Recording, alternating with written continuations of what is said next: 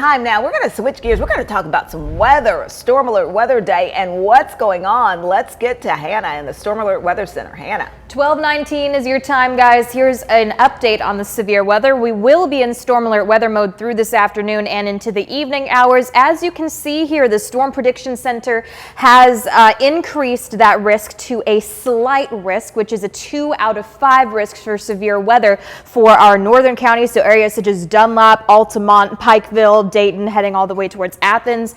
And then farther down to our south, areas such as Monte Eagle, Red Bank, Chattanooga, Cleveland, we are under a marginal or a 1 out of 5 risk for severe weather. So today I need you guys to be weather aware as we head into the next couple of hours.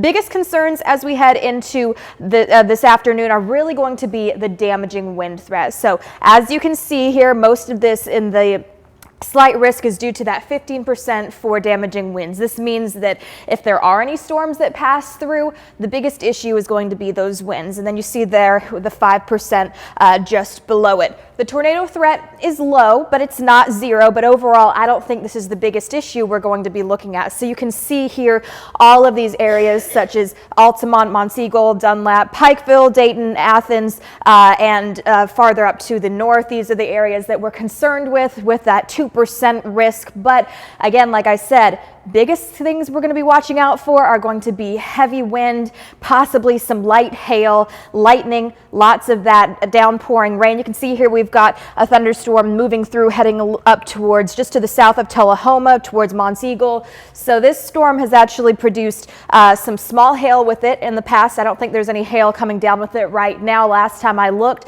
But again, that is heading out to the east here, so is likely going to start to work its way toward Monteagle unless it begins to die out before that. So we'll keep on watching it.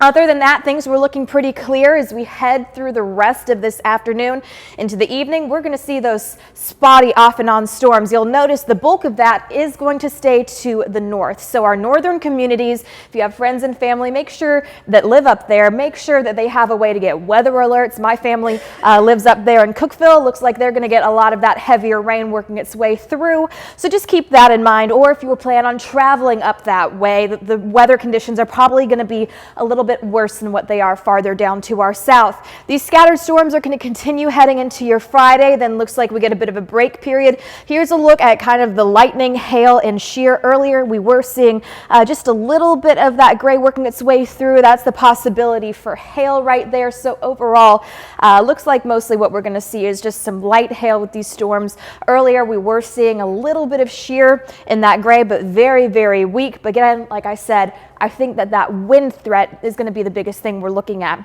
Now is the time to download the Local 3 weather app. You can do so by scanning the QR code or by looking up Local 3 weather in your app store. Now is the time to go ahead and do that because again, we are in a 2 out of 5 risk for severe weather. We will likely stay in storm alert weather mode heading into this evening, so make sure that you're staying tuned with us and we'll give you the updates you need to know. Other than that, rain chances continue through the rest of this week. Temperatures staying warm.